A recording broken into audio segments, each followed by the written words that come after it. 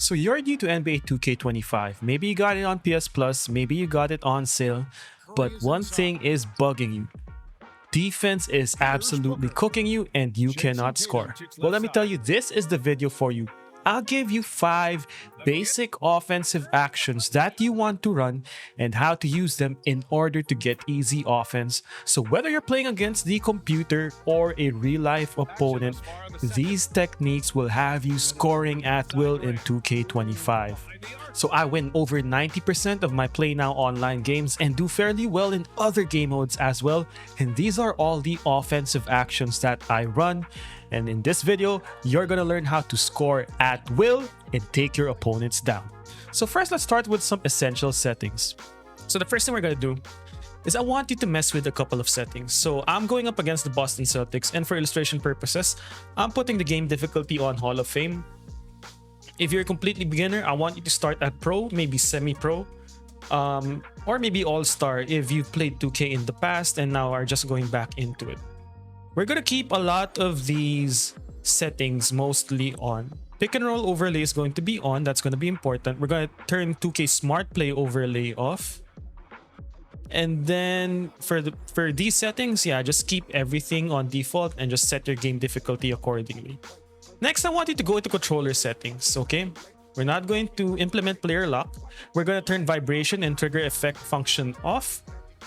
For me, as an experienced user, I want to use high risk reward for my shot timing profile. This basically is a slider that adjusts on your shot success being attribute and defensive coverage based. That means for low risk reward shooters, the penalty on poor timing is lower, and the game will calculate your shot success based on the percentage of your shot. That's depending on the defensive coverage, whether you're being defended well or not, and your player shot attributes and badges. So the complete end of that spectrum, where everything is determined by 2K, no player inputs required, is real player percentage. As a completely new user, I want you to use low risk, low reward, or normal risk reward. Since I am an experienced user, I'm using high risk reward. Basically, this tells the game, okay, I want you to favor timing as much as possible. It will be stricter with the timing, but you're able to hit more difficult shots as a result. Layup timing profile, again, if you're completely new, just use real player percentage. I got it on high risk reward. I got my shot timing visual cue on push, which I think is a natural visual cue. I got my shot meter turned off as well. Basically, what push means is that you're going to have to time the release of your shot button input, whether it's the right stick or your shot button, to just about when the ball is about on the palm of your hand after you've set your elbow accordingly. Okay, for the rest of these settings, some important settings right here. Skip pass should be enabled on. Icon lead passing should be on. Icon passing, I put this to pass control type. Receiver control will go to your pitch or your handoff pass. So basically what this does is by holding circle, you will call the nearest player towards you and give it to them as a handoff. Hold lob pass button, that is your triangle on PlayStation or Y. I want you to put that to cut to basket. Disable your passive dribble hand switches, and for the rest, keep them on default. One last thing for customizing your HUD. For shot feedback, I want you to put this on all shots, turn distance off, and if you want, you can turn your shot meter shot visibility off for layups, your jump shots, and your free throws. This will give you a boost to shooting as a result. One more thing I want you to do is to go into game plan, go into your coach's settings. I want you to turn off your adaptive coaching engine. Okay. I want you to do everything here manually. Play vision display should be light plus full. User plays should be all plays. This will allow you to see the play call diagram icons in the court. As a result, everything else should be on default. And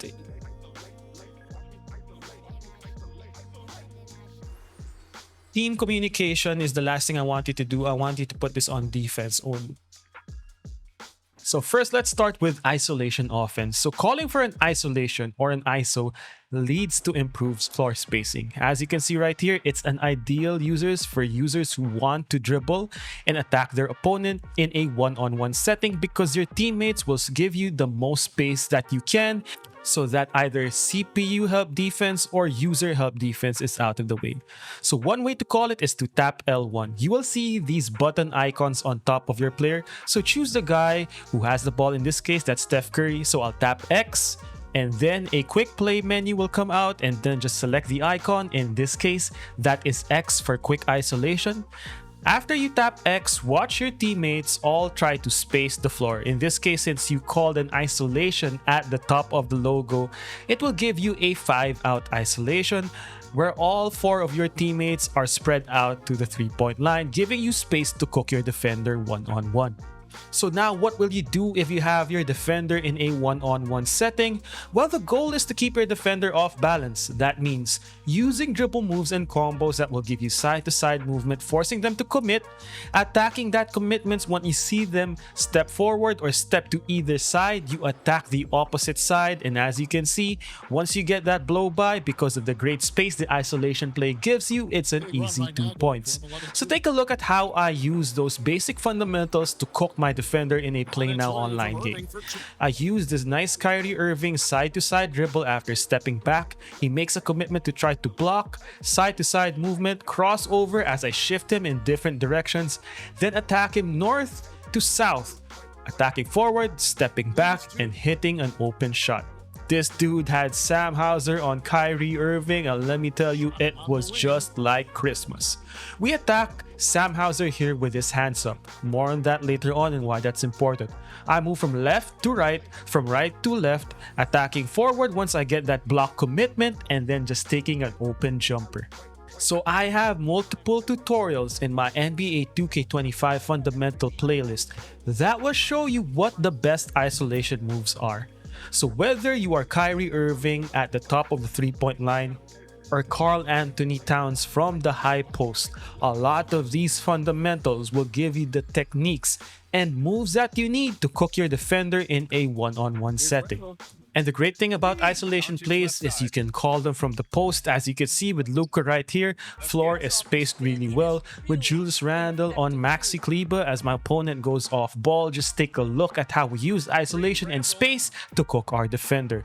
Now here are some simple reads I want you to use as a guide when you are trying to beat your defender one-on-one. If you see your defender with his hands up right here, that means he will be moving at a slower pace, either from the left to right or from north to south. That means attack them with any fast dribble move, generate space, and hit an open shot. So that will be easy work. While on offense, I want you to force reactions out of your defender. Sometimes you gotta take what the defense gives you, and if they got their hands up, that gives you 2 options: either blow past them, or if they're not a threat to steal the ball, execute any dribble combo. As you can see right here, he's got his hands up. What does that mean? You can attack him from left to right and north to south, but also he's not in a position to quickly steal the ball. In that case, I use my dribbling to beat him to a spot and hit an open jumper. The other simple read I want you to take into account is if you've got a smaller player on you and their hands are not up. If you got the right badges, attributes, ratings, and all of those good animations to get you a good jump shot, take that shot. If he's got his hands down and he's a short stack, shoot that shot over him. The next read I want you to consider is if they have their hands in front of you, like in this situation right here where he's sort of got his hand on your hip. This is an opportunity to get a quick blow by simply by holding the left stick up and to the left or up and to the right towards the side that is loosely defended by your defender.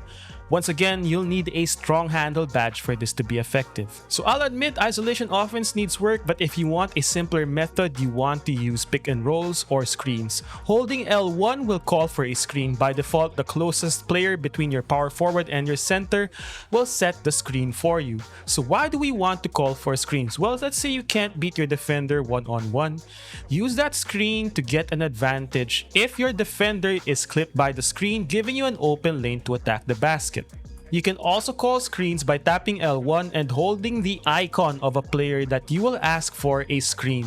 And that will select that specific player. In this case, I am holding L2 to call Kristaps Porzingis, my center, to call for a screen. I get the advantage because of the physical contact caused between Kristaps and Jimmy Butler, and that small advantage created another advantage. Draymond Green had to guard Tatum for a while, putting him out of position against KP, giving me an easy opportunity for a wide open alley-oop.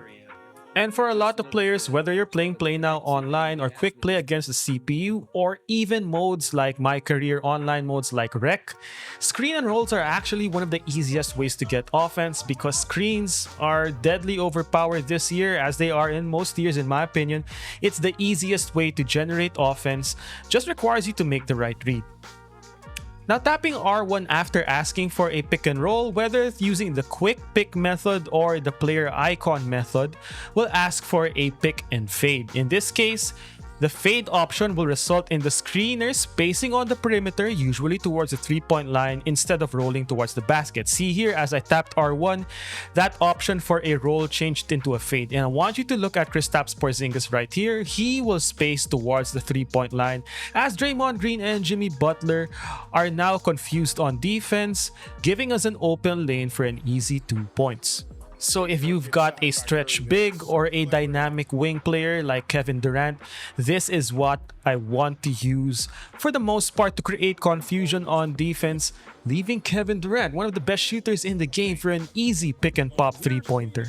Again, the simplicity of this play doesn't matter which game mode you're using. If you got a great stretch big, just give it out for an easy 3 points. Now, if the matchup of the screen setter doesn't extend to show help once you've generated an advantage on the screen, that is one of the easiest ways to pay for your opponent's lack of help defense and just score out of that screen. The last option I want to teach is tapping L1 after you ask for a screen will call for a pick and slip. What a pick and slip does is basically the screen setter will abandon the screen and simply cut towards the basket if it's a pick and roll, or cut towards the 3-point line if it's a pick and fade. One of the more underrated ways to generate offense is by using freelances in NBA 2K25. So the next thing, now that we're proficient in our pick and roll offense, let's go into an important part of your offense if you want to take it to the next level. And in this case, we're going to focus on our freelances. I'll go share what my favorite freelance is later on, but for now, you can choose 5 out or Bucks 2018. I just want to show you how to run an offense. Basically, let's use 5 out. What 5 out does, as you can see right here, is it puts a lot of space out there on the floor, but it's a lot of focus on you trying to get penetration and then kicking it out. And you'll have to require a lot of players that can stretch the floor. And right now, the Warriors aren't necessarily that, but let's go into our freelance offense. Tap right on the D-pad. Go into R1. Tap X to select your 5 out. Then, tap right on the D-pad again. Go to your game plan. And then tap L1 to run freelance. And as you can see right here, without having to ask for a screen, my players are now spaced in such a way that we are in 5 out offense. Okay? See right there, Moses Moody will set a screen. Draymond Green will set a screen right here. One thing that is not coming out is that, okay, let's go into our coach settings. Let's go into light plus full, and all offensive play vision will go that for all plays.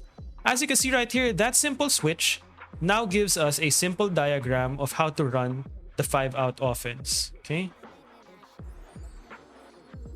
Let's give it to Draymond, for example, right here.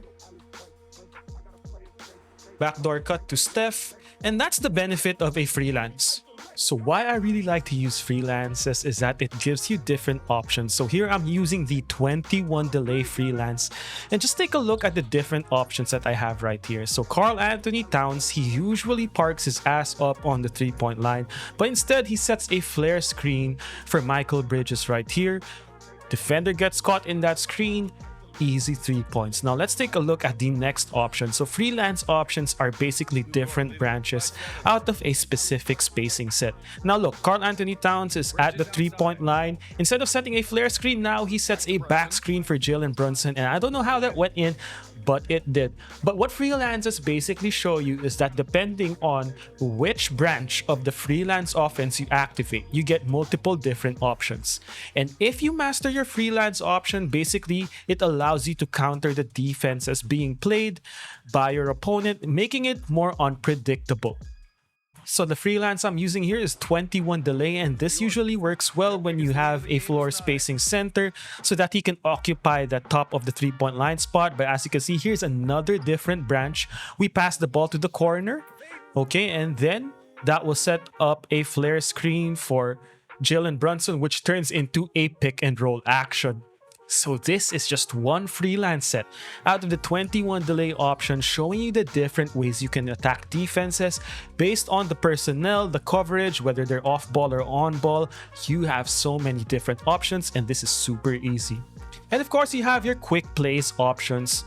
So by tapping left on the D-pad, this will give you access to your favorite plays options. As soon as you can see here, you have your isolation, floppy, give and go, and receive screen. Different types of two-man offensive actions that will allow you to improvise offense. So here, I choose the give and go option. I pass the ball to Draymond Green, and immediately as I pass that ball, take a look at Brandon Pajemski right here. Set a back screen on Derek White so that Steph Curry can get open on that cut. So that give and go option is a two-man offense based on passing and cutting immediately as you let go of the ball. One way to punish defenses as well is the cut to the basket option. If you have defenders playing you off ball really high, or in the play now online setting, if they're basically off balling you, this is one way I like to attack off ball defenses. See here, I press L1, press square, and then I press that cut to basket option. This sends Royce O'Neal on a backdoor cut against that unsuspecting off ball defense. So I like to use the cut to basket option out of different quick plays. So for example, if I have my freelance going, I will every now and then throw a different branch out of that freelance. See here, instead of Kyle Lowry settling at the top of the 3-point line, I force him to cut to the basket because no defender is there for an easy 2 points. So if you remember the freelance option before, once I pass it to the corner, this will force your point guard to receive a flare screen at the top of the 3-point line and then receive a pick again from Joel Embiid to enter a modified pick and roll.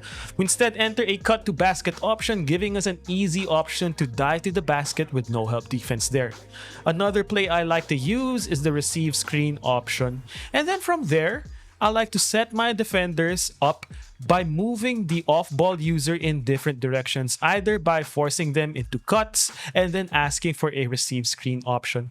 These are all done out of your simple quick plays options and your icon play calling options. These are what I like to call quick play combo. So not only can you combo with the ball in your hand, but your off-ball offense can also be comboed either with your freelance sets, your quick plays, or your favorite plays, allowing you to improvise in easy ways to beat your defender.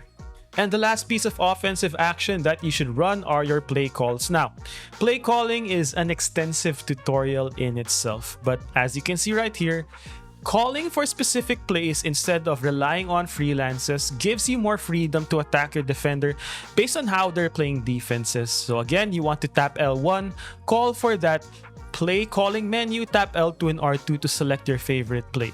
Now, there are different types of plays in NBA 2K25. If you simply want off-ball screens, look for the play calls with quick on the menu. And then some of them are straightforward, some of them are pick and rolls, some of them are screen plays, some of them are post-up plays. And if you want a more extensive tutorial on play calling, I'll have a more detailed tutorial on plays for 2K26 as I try to go back to a lot of my NBA style gameplay.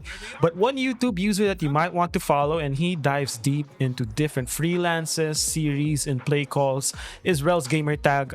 If you're heavy into the playbooks in NBA 2K25, he's definitely one of the go-tos right now. So there you have it. If you were struggling on offense, I hope this in combination with a lot of my one-on-one and stick skill type offenses can show you the depth of how you can attack defenses in NBA 2K25. If you're a beginner, I hope this sets you on the path to finding the style that works for you. These are the basic fundamentals which make up 90% of my offense. Honestly, it's a lot of ISO, pick and roll, pick and fades, and freelances. And with that, I've dominated Play Now Online. And the great thing about this is that these are basics that will carry you over to future 2K. So if you start now, you're gonna get so much better.